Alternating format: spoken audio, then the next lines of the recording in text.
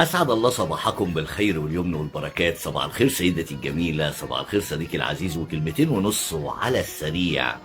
وإذا أردت أن تعيش سعيدا بدون أمراض، وإذا أردت أن تعيش عمر طويل ملاء بالفرح والسعد والهنا، أول حاجة هتعملها هتخلي بالك من قلبك، القلب اللي بيضخ الدم في الجسم ده.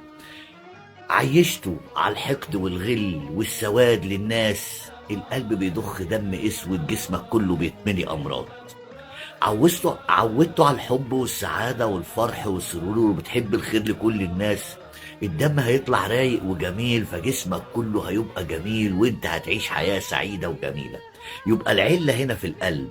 خد بالك، القلب المليء بالأمراض، الجسم المليء بالأمراض سببه القلب، والجسم اللي ما بيشوفش امراض سببه القلب.